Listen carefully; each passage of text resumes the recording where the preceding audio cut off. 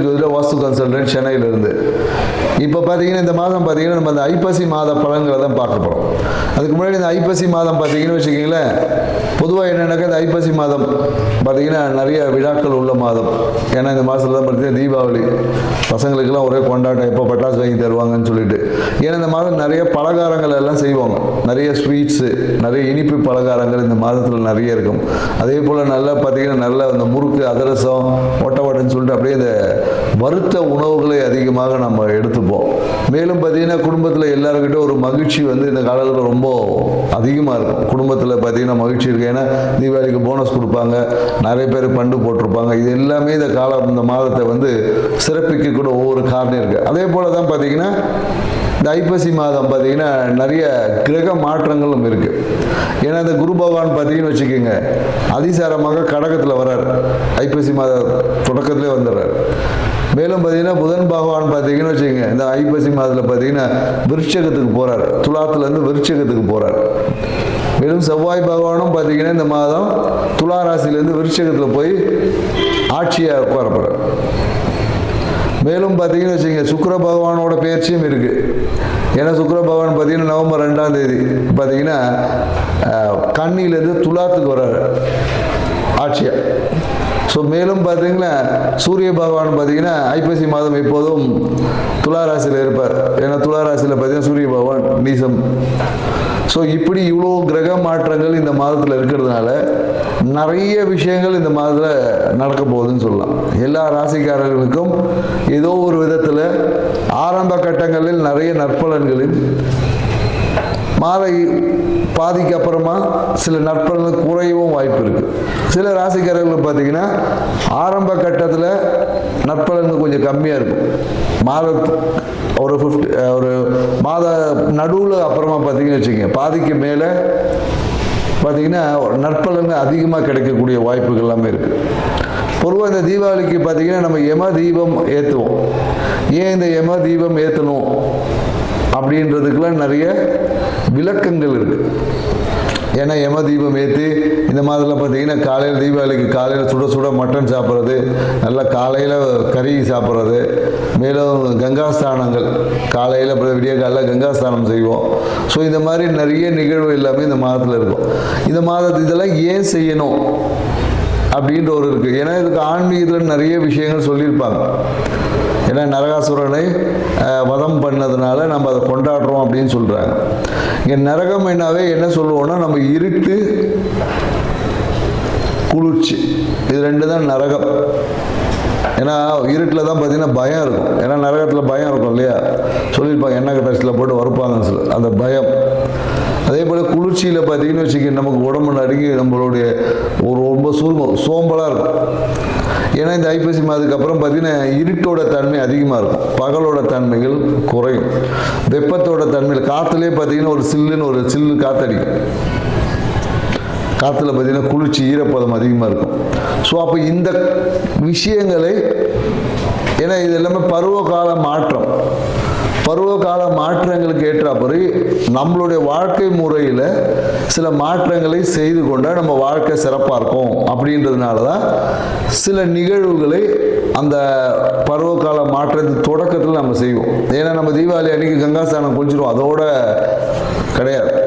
கங்காஸ்தானம்லாம் அதுக்கப்புறம் பார்த்தீங்கன்னா நைட்டு எல்லாம் 10 மணிக்கு 11 மணிக்கு சில பேர் சாயந்தரம் தான் குளிக்கிறாங்க. ஸோ அப்போ என்ன, இந்த காலகட்டத்தில் கங்காஸ்தானம் என்பதுக்கு குளிக்கணும், சுடு தண்ணியில் குளிக்கணும். ஏன்னா கங்காஸ்தானம்னாவே சுடு தண்ணியில் குளிக்கிறது தான். ஏன்னா அதுக்கு பின்னாடி பெரிய உடனே கங்காஸ்தானம்னா அப்படியே அதுக்கெல்லாம் கேட்காதுங்க. ஏன்னா அதுக்கு பின்னாடி மிகப்பெரிய மருத்துவ விஷயங்கள்லாம் இருக்குது, நிறைய இருக்குது. ஏன்னா இந்த காலகட்டம் குளிர்காலம். இந்த காலத்தில் போயிட்டு நான் வந்து குளிர்ந்த தண்ணியில் தான் குளிப்பேன்னு நிறைய வாதம் சார்ந்த விஷயங்கள் வந்துடும்.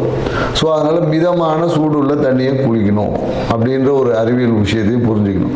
மேலும் இந்த காலகட்டத்தில் என்னென்னாக்கா வறண்ட உணவுகள், அதாவது இந்த காலத்தில் போயிட்டு நான் பழம் சாப்பிட்டாலும் சளி பிடிச்சிடும். ஃப்ரூட்ஸ்லாம் அதிகமாக இந்த காலகட்டம் எடுக்கக்கூடாது. வறண்ட உணவுகள், ஆயில் ஐட்டமாக எடுக்கணும். ஏன்னா கொழுப்புத்தன்மை நம்ம உடம்புல இருந்தால் தான் குளிரை எதிர்கொள்ளக்கூடிய ஆற்றல் நமக்கு கிடைக்கும். அப்படின்றதுனால தான் வறண்ட அந்த மட்டன் சாப்பிட்றது, வறண்ட அந்த முறுக்கு அதிரசம் இனிப்பு உணவுகளை சேர்த்துக்கொள்ளும் போது நம்மளுடைய உயிர் தன்மை நல்லாயிருக்கும் அப்படி. ஏன்னா ஆன்மீகம் சார்ந்த விஷயத்தில் நிறைய விளக்கங்கள் நிறைய பேர் கொடுத்துருப்பாங்க. ஸோ நம்ம இது வாழ்வியல் சார்ந்த விஷயத்தில் ஒரு சிறிய விளக்கத்தை நம்ம புரிஞ்சுக்கணும். எதுக்கு இந்த காலகட்டத்தில் பொங்கல் அப்போ ஏன் பொங்கல் தான் செய்கிறோம் இல்லையா, அப்போ ஏன் அதிரசம் முறுக்கெல்லாம் செய்கிறதில்லை நம்ம. ஸோ பருவ காலங்களுக்கு ஏற்ற மாதிரி நம்மளுடைய உணவு பழக்க வழக்கம் இதை தான் பாரம்பரியம் சொல்லுது. ஏன்னா நம்ம இன்னைக்கு பாரம்பரிய விஷயங்களில் நிறைய மறந்துட்டோம். தீபாவளி ஒரு சினிமா பார்க்குறதோட முடிஞ்சு போச்சு. போய் புது படம் பார்த்துட்டு 4 பட்டாசு வெடிச்சுட்டு கவர்மெண்ட் கவுந்தடிச்சு படுத்துக்க வேண்டியதாக இருக்குது. ஸோ இது வாழ்க்கையில் நம்ம முன்னோர்கள் நமக்கு கொடுத்த வரக்கூடிய காலங்களை எதிர்கொள்ளக்கூடிய ஆற்றல் நம்ம ப்ரிப்பரேஷன். ஏன்னா மார்கழி மாதம் குளிர் தாங்க முடியாது. அதுக்கான ப்ரிப்பரேஷனை முன்னாடியிலேருந்து இந்த காலகட்டத்தில் நம்ம தொடங்கும். ஏன்னா அடுத்தது கார்த்திகை மாதம். அப்போ பார்த்தீங்கன்னா கார்த்திகை தீபம் ஏற்றுவோம். ஸோ வெளிச்சத்தை வெப்பத்தை அதிகம் பண்ணுவோம். ஸோ இந்த மாதிரியான நிகழ்வு எல்லாமே இருக்குது என்ற ஒரு புரிதலோட இந்த ஐப்பசி மாத ராசி பலன்கள் ஒவ்வொரு ராசிக்கும் என்ன மாதிரி இருக்குன்றதை நம்ம பார்க்க போகிறோம். வாங்க வீடியோக்குள்ள போகலாம். புனர்பூச நட்சத்திரக்காரங்களை பார்த்தீங்கன்னா நிறைய பேர் எனக்கு அந்த வெளிநாடு வேலையில் செய்த புனர்பூச நட்சத்திரக்காரங்க எல்லாமே பார்த்தீங்கன்னா வீட்டுக்கு வந்திருப்பாங்க. ஏன்னா தொழிலில் அவ்வளோ ஒரு ப்ரெஷர், வேலையே செய்ய முடியாத ஒரு சூழல். அந்த மாதிரி இருந்து நிறைய வெளிநாட்டில் வெளிநாட்டில் பயணம் இருந்தவங்க எல்லாமே வேலையில் ஒரு பிரச்சனையாகி வேலையை விட்டு வெளியேறக்கூடிய ஒரு சூழல் ஏற்பட்டிருக்கும். வேலையிலேருந்து நிறைய பேர் வந்திருப்பாங்க. ஸோ இவங்களுக்கான அந்த புதிய வேலை கிடைக்காம இருந்திருக்கும். இப்போ பார்த்தீங்கன்னா அந்த புதிய வேலையை கிடைப்பதற்கான ஒரு காலகட்டமாக இருக்கும். ஸோ புதிய முயற்சிகள் எல்லாமே வெற்றி அடையும் அப்படின்னு சொல்லலாம்.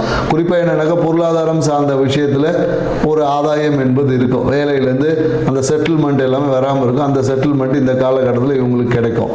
மேலும் என்னன்னாக்கா நிறைய வாழ்க்கை துணையோட ஒரு ஒத்துழைப்பு என்பது இருக்காது. ஏன்னா குறிப்பாக என்னன்னாக்கா இந்த பணம் சார்ந்த விஷயத்தை பற்றி வாழ்க்கை துணையோட கணவனா மனைவினா இந்த காலகட்டம் பணம் சார்ந்த விஷயத்தை பேசக்கூடாது. குறிப்பாக குடும்பம் சார்ந்த விஷயத்தை நீங்கள் பேசாமல் இருந்தீங்கன்னா அவங்களோட தனிப்பட்ட குடும்பத்தை சார்ந்த விஷயத்தை பேசாமல் இருப்பது உங்களுக்கு வாழ்க்கையில் மகிழ்ச்சியை தரும் சொல்ல முடியாது.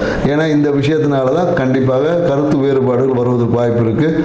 ஸோ கருத்து வேறுபாடு வராமல் இருக்கிறதுக்கு கெட்ட விஷயத்தை தவிர்த்தாலே நமக்கு நல்லது. அது அதிர்ஷ்டமாக மாறும். ஏன்னா இந்த காலகட்டத்தில் என்னன்னாக்கா வாழ்க்கை துணையுடைய எந்த அளவுக்கு நல்ல ஒரு வார்த்தைகளை நீங்கள் பெறுறீங்களோ அதுவே உங்கள் வாழ்க்கையில் திடீர் அதிர்ஷ்டமாக மாறும். மேலும் என்னன்னாக்கா இந்த காலகட்டத்தில் என்னன்னாக்கா இஷ்ட தெய்வ வழிபாடு இவங்களால முறையாக செய்ய முடியும். இஷ்ட தெய்வ வழிபாடு போனாவே பிரச்சனை வந்துடும். போகும்போது ஒரு தடைகள் வரும். இல்லைன்னா போயிட்டு வரும்போது ஒரு பிரச்சனை கன்ஃபார்மாக இருக்கும். அதனால் இந்த ஒரு மாதம் நீங்கள் அந்த இஷ்ட தெய்வ வழிபாடை செய்யாமல் இருக்கிறது ரொம்ப நல்லது அப்படின்னு தான் நம்ம சொல்றது. ஸோ அடுத்த மாதம் உங்களுக்கு ஒரு சிறப்பான மாதம் இருக்கு. அந்த காலகட்டத்தில் உங்களுடைய இஷ்ட தெய்வ வழிபாடை நீங்கள் தொடரலாம். மேலும் என்னன்னாக்கா இந்த காலத்தில் குலதெய்வத்தோட பரிபூர்ண அருள் கிடைக்கும். குலதெய்வ வழிபாடை செய்ய வாழ்க்கை சிறப்பாக இருக்கும்.